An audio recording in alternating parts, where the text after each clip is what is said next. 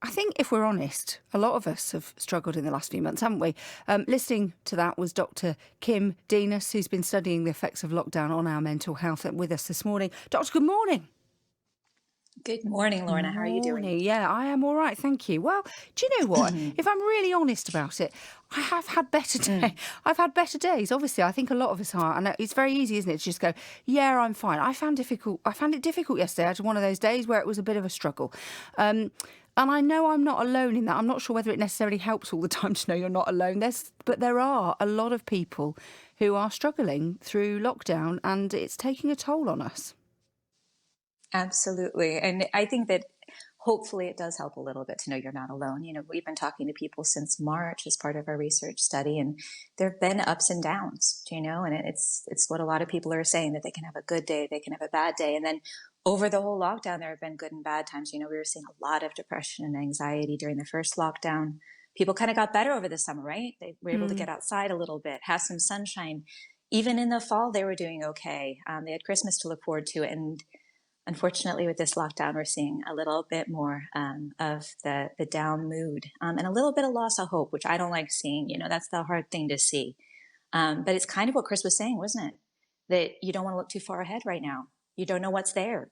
And that's hard for a lot of people, I think. Well, yeah, because I suppose, it's that kind of this time of year, you might be thinking about what your summer holiday would be, all of those kind of things. You'd be planning out the year. You'd be looking for those kind of bookmark moments in the year that you've got to look forward to. And at the moment, it's a bit tricky. So some of the things that are impacting people is that the kind of the anxiety that being in self-isolation or having to self-isolate amongst a family. I've had moments where I just think I wish I was on my own for a little bit, because there's 5 of us at home and we're sort of all under each other's feet quite a lot of the time. And there is that kind of really bizarre thing where you just think, gosh, I wish I could just have 5 minutes on my own. Leave me be. So what are some of the things that we can do? What are some of the things that we can do to help ourselves that are simple but actually can have a big impact on our mental health? It's funny that you just said that, Lorna, because I'm in the same boat. I got a 3-year-old and a 5-year-old. And, everybody was talking about social isolation. For me, it was kind of social intensification. Yes. You're just living at home. You've got people around 24/7. And it's just like 5 minutes, please, somewhere. And I think that kind of captures what's been happening is people are having very different experiences. And your experience depends on your household. It depends on your risk status. It depends on, who you have, who's close to you, who you're not seeing. So many people have different circumstances that are creating different experiences for them. And that's why it's so hard for clinical psychologists like myself to say, this is the right answer for you. This is how you feel better.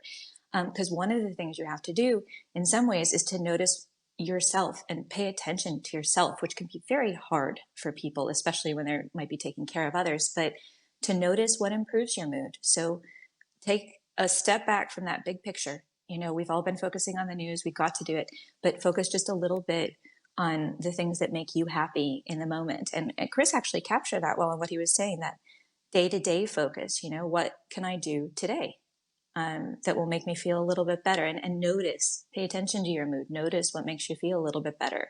I like reading stupid romance novels. What makes you feel a little bit better? And just doing that and making sure you can take care of yourself a little bit too.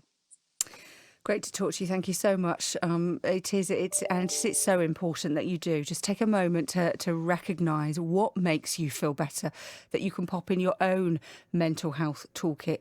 You can go over and find some ideas of some things that you might pop in there on the BBC's brand new website. It's bbc.co.uk/headroom. Super easy to navigate, really, really simple to use. And there are loads of top tips on there for you and your mental health, so you can create yourself a bit of a toolkit so you can keep yourself going over the next few weeks and months. Maybe